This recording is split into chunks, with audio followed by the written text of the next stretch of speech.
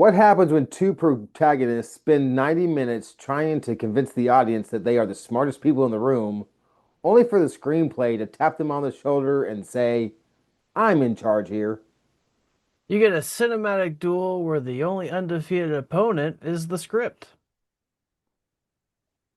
Find out next on Trees in Space. Turn it on again, don't know why we do it. Bad movies rolling, sticking right through it. Nate says it's great, Jason says you're high. Same damn fight, different ass night. We've seen worse, said it out loud. Still here, still watching somehow. Then one sneaks in, nobody planned. Didn't think we'd ever see 5 trees land. From straight stumps to the ones that hit. 5 trees landed, didn't expect it. No script, no fix. Just 2 bad takes. It's time for trees in space. Hello, everyone, and welcome back to Trees in Space, the show where we watch and review all movies in any genre, and we tell you what the fans thought, what the critics thought, and what we thought. Was it worthy of a forest, a small grove, or just a stump to sit on?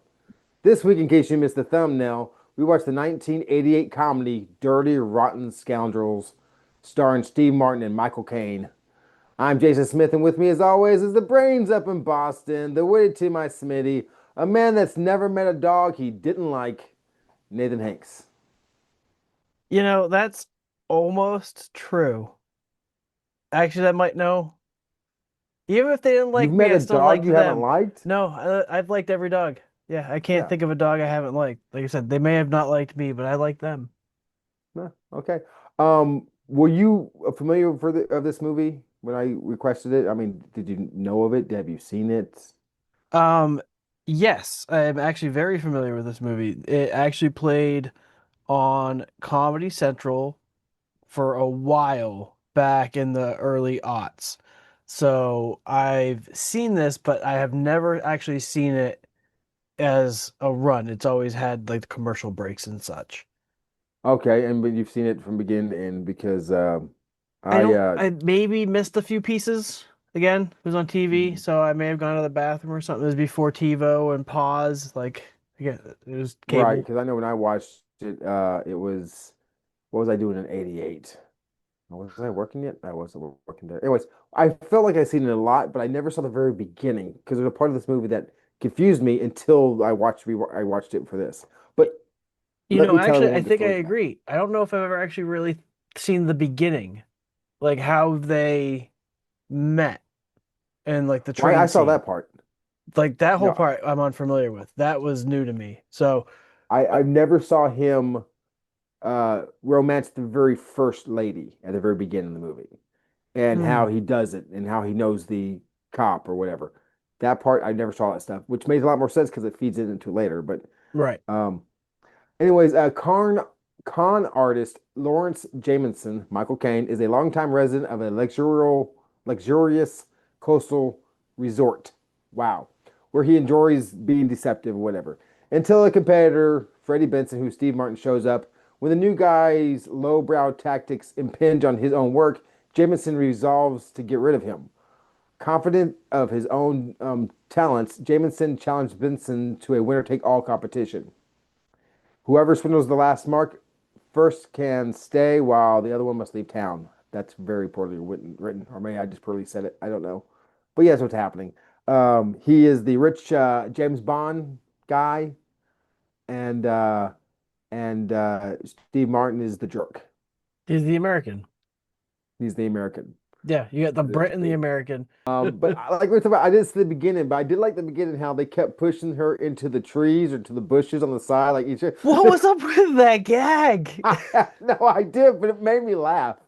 The I third actually time just wrote made me that laugh. down. You know, I'd never seen that gag, so it mattered later on when he's in the plane and she's like, "You know the prince." I'm like, "Well, how does she know the prince?" Because I never knew that part. Oh yeah, yeah. Yeah, Uh, and then how they used to gamble and stuff. did you read the title sequence when the movie was coming through, where they were listing in order of appearance who was in the movie? No, They I mean, I did. I listed didn't pay attention. they listed Michael Caine and Steve Martin as the Dirty Rotten Scoundrels. They also put Steve Martin first. I did see that. Steve Martin, I Michael saw that. Caine. I thought it was shocking because I thought in '88 Michael Caine was a bigger actor than Steve Martin, but maybe he wasn't. Maybe not Well, in I think 1988. Steve Martin was probably more on the rise, and they were trying to probably sell this more as a comedy. So people would probably come in more for the comedy of Steve Martin versus Hmm. like the serious dramaticness of a Michael Caine. So that's probably why the top billing was there.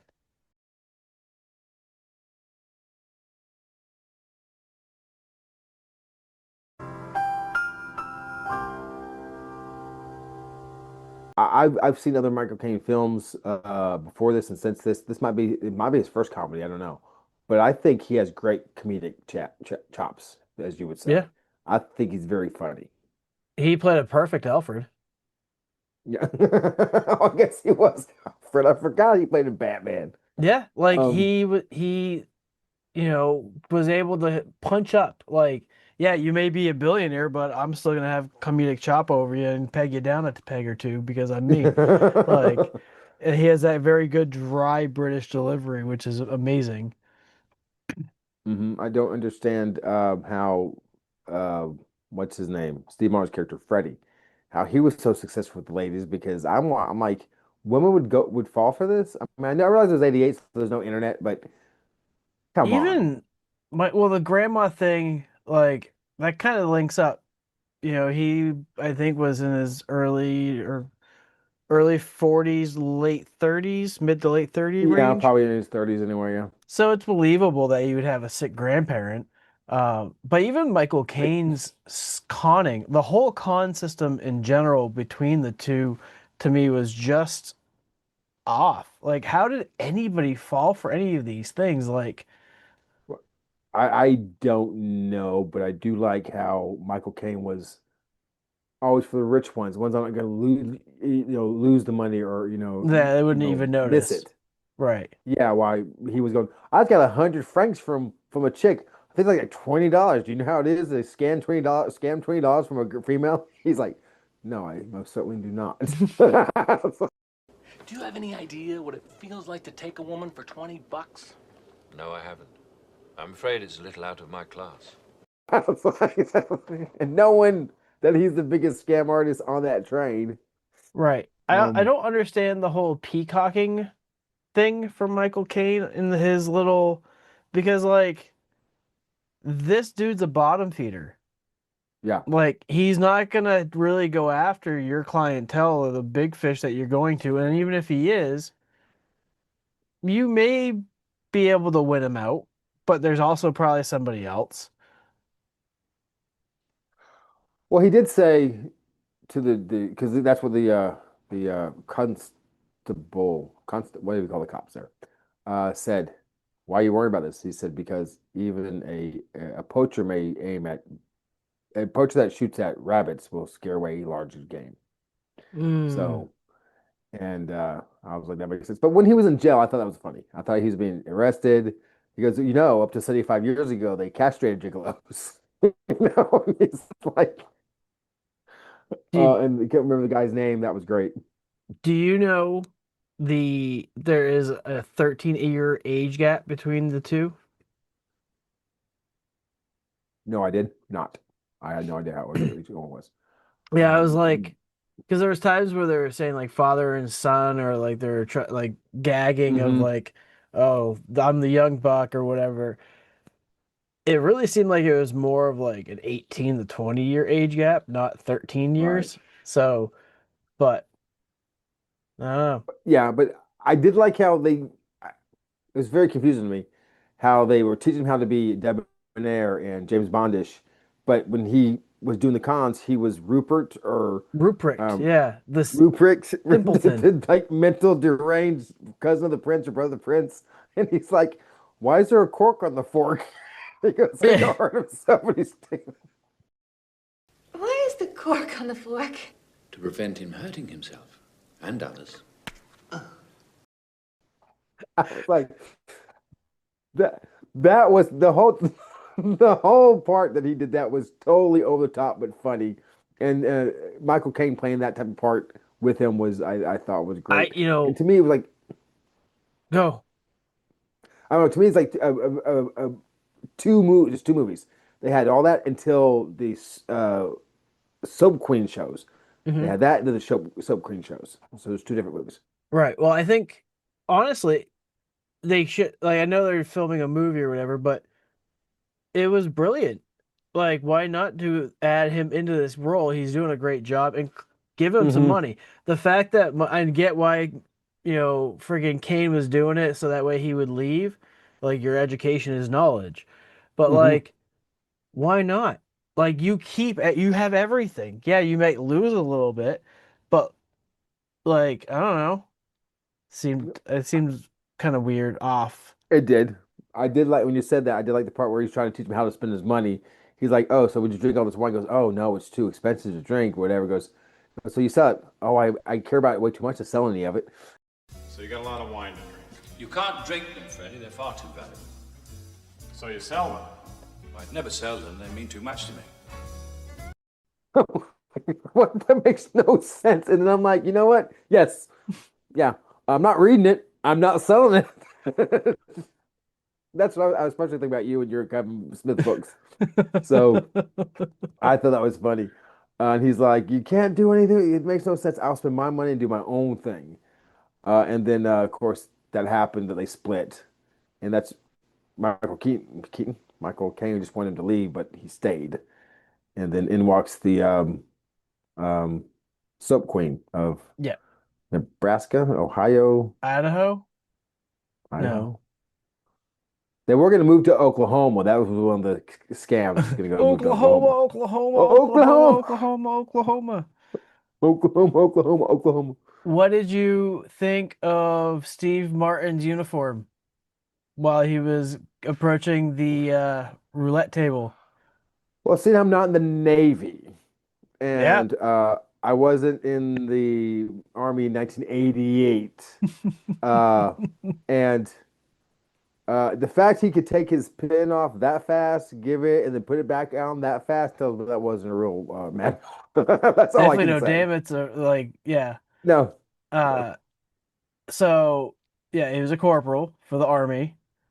Um Infantry, but no blue discs. Yeah, but see, that's what I'm saying. Wasn't he's supposed to be Navy though? That's what they said, but it was an army uniform. Okay, so and that's another thing because when the Snow Queen goes in there or the Soap Queen goes in there, they both make the bet that whoever can get $50,000 from her is going to win, and the other one has to go home, Yeah. right? And then of course he pretends he's in a wheelchair, Which and is I very thought it clever. was, which is very clever, but Michael Caine is next level because Oh he my got God, his yeah. attorney or his cop, listening. So you go, I'm going to see the Doctor Vinjash Togen or whatever his name is, and he's in there, and that's who he is. And he goes upstairs. I'll take the case, and he takes that little whipping thing to hit his. Oh yeah, and just whips the crap out of his legs and he's crying. He's like, look how Yeah. happy he is. Oh, my name isn't Dr. Emil Schaffhausen. It's absurd. Look, Doctor, he's so happy he's crying. He's so happy, yeah. And of course, he's torturing him because he's pretending to be whatever, trying to get rid of him. Well, yeah. Well, also Yeah. he's in the wheelchair because um it's mental. It's a mental Yes, issue was why he can't. So because Michael Caine has his the girlfriend. advantage Yeah. for knowing that he's a farce. Yes, absolutely. And then of course they're dancing on the dance floor, and he goes, "Come, don't you want to dance with her? Isn't she pretty?" And of course the French guys or the English guys saying, "Hey, there's a transport going to Honduras. How about your friend be on it?" And he Yeah. does. I was like, because they were English too, but I believe they're in France. Hmm. So I'm like, okay, it's like, are there usually Honduras planes fly from France to Honduras? Oh, I'm sure Maybe folks. there's ports and everywhere in that area, I would imagine. And then Yeah. like what are the odds that Michael Caine's character was part of the Royal Naval whatever? Hmm. But then That was he good. should have also known that the uniform was incorrect. Yeah. Mostly, he should have Yeah. known at least he was in the Navy. Yeah. The man, Steve Martin's character was the whole time in the wheelchair, it seemed like. I mean, at the very end, he wasn't, A obviously. good, at least a third of the movie. And he's, I like that part where because he stands up and he walks to her and he goes, we all love you. And Freddie turns around and she goes, you said he would come here tonight, and he did. You said he would walk tonight, and you did. I believe this man can do miracles. He's like, I'm starting to think that too. Yeah. You know, I'm just, I mean, and they're just such cute things. Like funny, like when he's in the jail cell. I know we passed this up already, but he goes, they're just mad because they caught me with another woman. You know how it is. You get caught with another woman. The guy says, to be with another woman, that is French. To get caught, that is American. To be with another woman, that is French. To be caught, that is American. Man. Mm. Anything else you want to talk about the Snow Queen? Because I think she did a great job. Yeah, what's her name? Did you say that? Her name's Janet in the show, but yeah, but do you know her? It's an unusual name. Yeah, I don't know. My mom brought it up while I was at my folks, and because I was watching this movie, and they're like, "Who is in it?" And I was just describing, like, "Wow, we haven't seen that movie in forever." So they may actually go watch this movie. But she said her name, and I'm like, I have no idea. But we both agree she was very popular in that time period, and I think she was in a lot of Steve Martin movies. I think she was in Sergeant Bilko, correct? I don't know, but you know what? We'll find out. She wasn't I do know though. she wasn't the wife, the fiance. Oh, she might have been. No, maybe. We'll find out. Yeah, We got the internet. But we do. I like the twist ending. Yep. Did The they very first time I watched ever it, any I didn't point know. say anything about the Jackal until the Jackal was announced? At the beginning, when you first saw him come back in the white Ferrari, he goes, she should be coming back very shortly. When that was being said at the beginning, when the cop was talking to Michael Caine and Michael and Steve Martin just got back, and they were riding the right Ferrari, he goes, Okay. "There's an American in Europe named the Jackal doing stuff," and then you saw uh, Steve Martin. So they said that in the very first 30 minutes of the movie. Oh, okay, because I missed it. I was Yeah, like, what? What was the? So okay, okay, thanks. yeah, but yeah, you're welcome. That was uh, when I first saw the movie, I did not see that twist coming, and I like to say I didn't know until I was young. I was 16, Oh, I knew the so I twist don't know. probably 15-ish minutes, maybe 20 into her being there. Like I said, I knew immediately when the movie started, but I've seen the end. But anyways, um, well, let's move on to the 5-star and 1-star reviews. It's just a matter of opinion. The first 5-star review comes from Tia Ja B. What an absolute brilliant and hilarious movie. The difference in comedy of Steve Martin and Michael Caine works to perfection as their chemistry is off the charts. This situational and physical comedy was on point. The twist at the end should have been predictable, yet it was unexpected. This is how comedy should be made. It's how comedies were made for a while. And then people started getting offended after a president said he didn't do something in an office. And he so did. Yeah. And then people really got really tired of things. It was really weird. You might be right. It might be where that started. It feels like that's when it started. The first 1 star or less, mind you, this came from about 2007, comes from Unknown. I love both of these guys, but come on, Brando was great in the original, and these two just SNL it to death. I had no idea this was a remake until I watched it and we're doing the views. And Brando and Jack Nicholson, I guess, are the two that are in that. So Really? apparently. Oh, I So would see. I'd see that. I think I need to watch that. And maybe that might be a when in studio movie. Love that idea. The next 5-star review comes from Avalon T. One of the funniest movies I've ever seen. Clever and original script. You can't beat Michael Caine's acting. It's entertaining and definitely a feel great after movie. I've watched it more than once and still laugh out loud in spots. Wish there was more like this. Well, if you had read the review prior to this one, you would have known that this isn't an It's not original original. script, it's a remake. But you probably didn't know that, so it's not a dig to you. But I don't know. It's definitely again, it's you gotta watch the original. The next 1 star or less comes from Unknown. Worst movie starring Michael Caine ever. Mr. Unknown, I promise you, you've never seen Jaws for the Revenge. If you think this is the worst movie he's made. Oh, I was thinking him up at Christmas Carol, but whatever. Stop it. Get some help.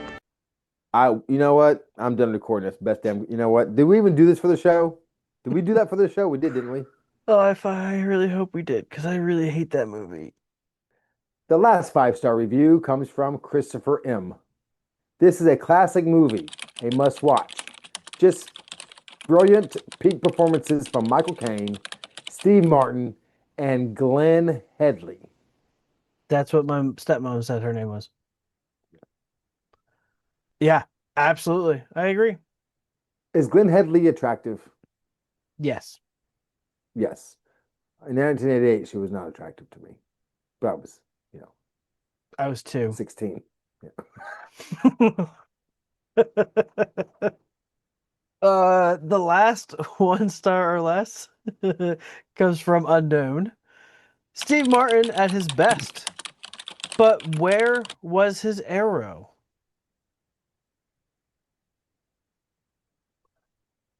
Oh, you mean like when he was His comedy doing routine. all this, yeah. Okay. That's somebody that knew him back in the 70s. Yeah. Now the WTF we have is Unknown. It's 2.5 stars.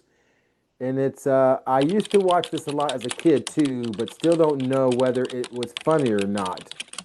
The Steve Martin and the eye patch scene was always good.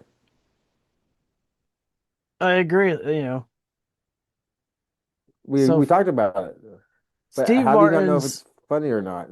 Steve Martin's visual gags. He was such a visually giving comedian. I didn't Hmm. realize how much of that he was in his routines. Like, um, definitely need to see He more of is. his movies.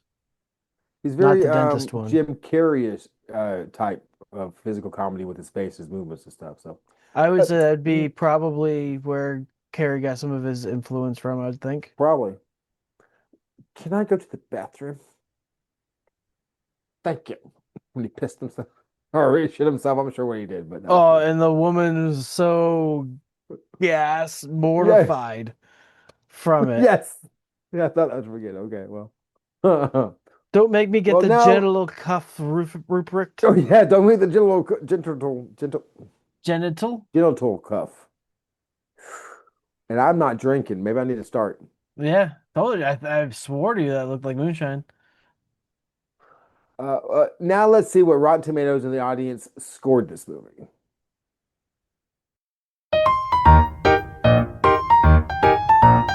The critics at Rotten Tomatoes scored this a extremely high 89%, and the audience, which is you at home, scored this at 84%.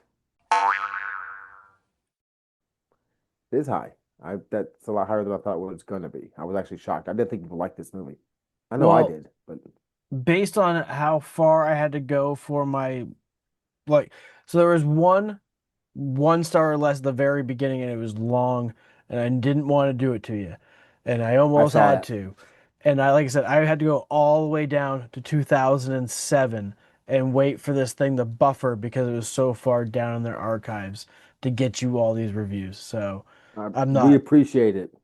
I'm surprised that it's that score being so low based off of how far I had to go. Oh, that's a good point. And if you appreciate this man's work, let him know down there. The 17 viewers we're going to get, tell him that we appreciate the hard work for him to look. These are not, it takes time to find these reviews when there's not many of them. Sometimes they go to many places. Just let him know. It took me 45 minutes. Yeah, that's 45 minutes out of the day that he could be taking a nap. Yeah, I could be doing biking or some stuff or Good. anything. Yeah, you've been very productive. So you heard us talk about the movie. You heard what some critics said about the movie, and you heard what the audience in Rotten Tomatoes scored this movie. Now it's time for Nate and I to give our final reviews and ratings of the 1988 Dirty Rotten Scoundrels.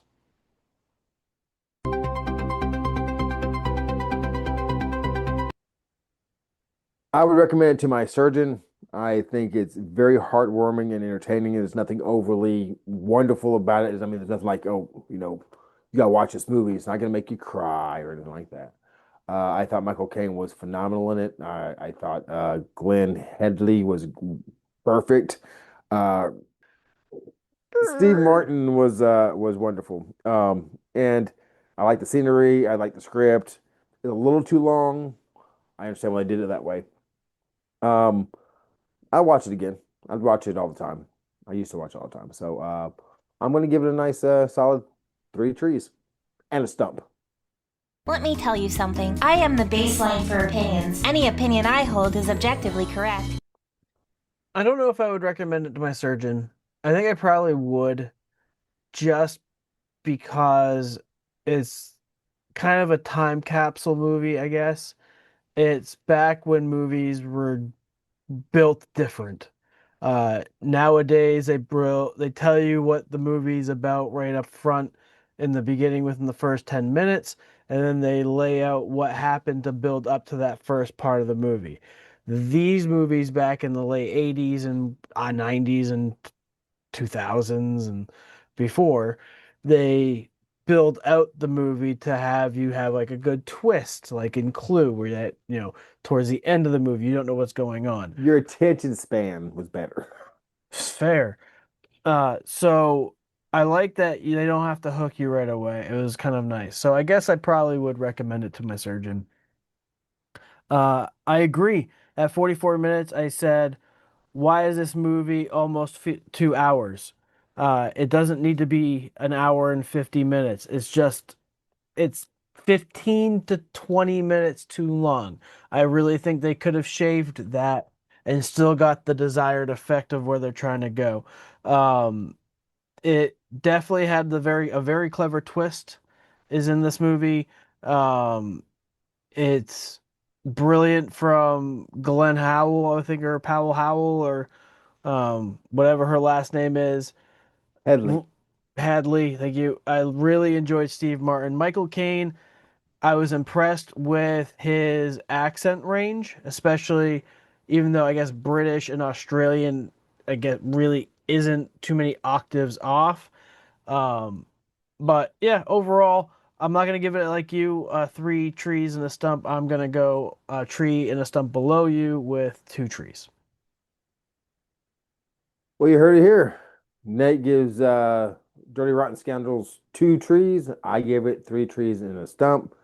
Apparently, I enjoyed it more, but that's okay. What did you think? Tell us if you like this movie. Have you seen the original? Should we watch the original? Mark it down there. Like it, hate it, follow it, bing it, ding it, whatever. But interact with us because at the end of the day, to be with another woman, that's French. To be caught, that's American. We'll see you next week on Trees in Space.